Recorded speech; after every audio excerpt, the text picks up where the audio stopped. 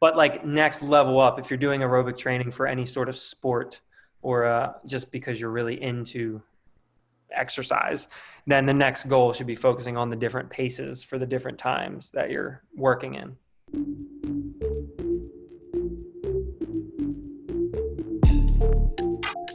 So what was your first run workout recently that really beat you up?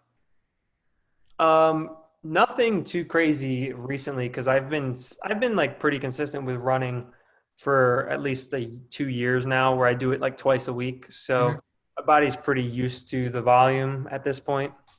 So nothing too crazy there. But I think one of the one of the things that got me was I just jumped into a okay, yeah, actually this was at the beginning of quarantine, so this is good. This is actually a good one.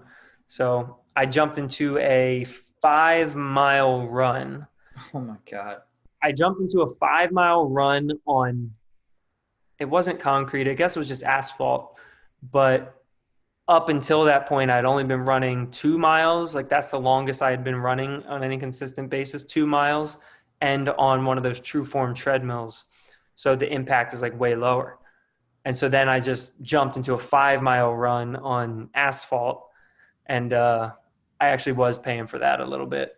My knee was banged up for like a solid week and a half. Damn, that's a long time. Yeah. And my dumb self, I was like bulking as well. So I think I was 15 pounds like heavier than normal too. Oh, It, nice. it was just not good. It was very bad.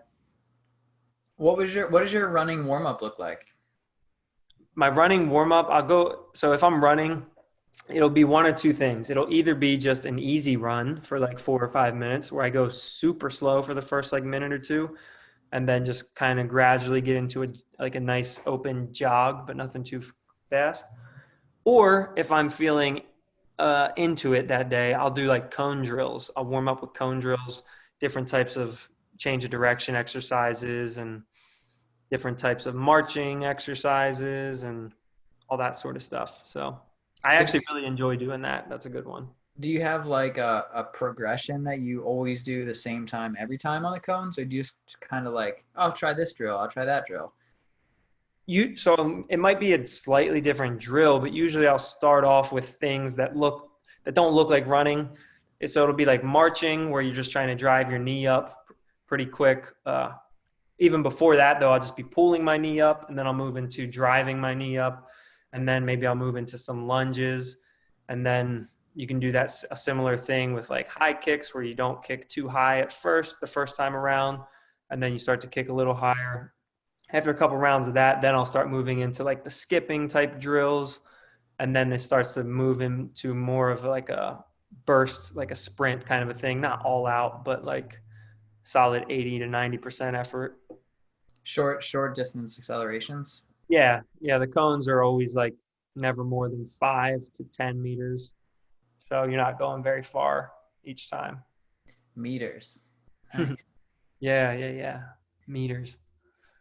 Yeah, so when I coach these, we usually when I warm up a class, it's a little different. And right now we haven't really done this because of the space of a fitness class. We just don't have people close together. All the equipment's out. But we start with calf raises and lunges. Those are like the two big ones. Okay. Usually the lunge goes to like a Samson stretch. We'll have people put their knee down and relax completely and maybe do a turn or do a Samson stretch. A little bit of rotation is pretty good. And then from there, we go into like, I like to teach a running progression where you start with an in place double leg hop, and then you lean forward. And that forward lean is what propels you to change distance instead of you actively hopping forward. Right. A little bit of pose method kind of thing. And then we do like, you're pretty generic, like A skips and B skips or whatever you want to call them, where you're still doing a double leg hop, but every other rep you lift up one leg. So leg down, knee up, switch legs each time through. And then we do in, out. And then I have them do like that same pattern, but with a leg kick. One of the other things that I really like is like some running against the wall, but people have to like be careful because if they just lean too far forward, then the Achilles just gets a lot of stretch from nothing. Gotcha. And that's always one of my biggest fears whenever we do box jumps. That's why I tell everyone to step down. Yeah, same. Jump, step down. It goes slower. Who cares? Yeah, it is not worth it. No, but I would say I've seen most of the fitness and most of the in gym injuries are one, they get hurt outside the gym because they did something stupid, or two, they hurt themselves on a run. Yeah. Knee, ankle, hip. So So yeah, go ahead. no, I was gonna say I want to kind of talk a little bit about like when you're doing aerobic training, uh, for any reason really, like how you should approach it, kind of like if that makes sense, rather than what I see a lot of times.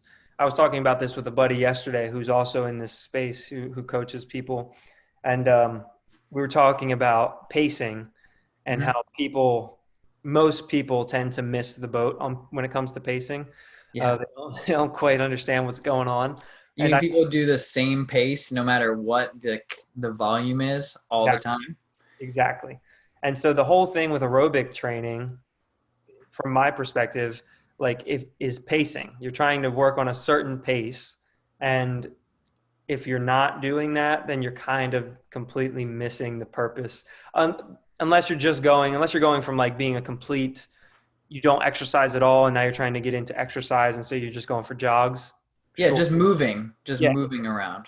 But like next level up, if you're doing aerobic training for any sort of sport, or just because you're really into exercise, then the next goal should be focusing on the different paces for the different times that you're working in. So, yeah, let's talk about that. So I am gonna guarantee that we could both write down this answer and we would match up. Which pace do you think gets treated incorrectly the most often?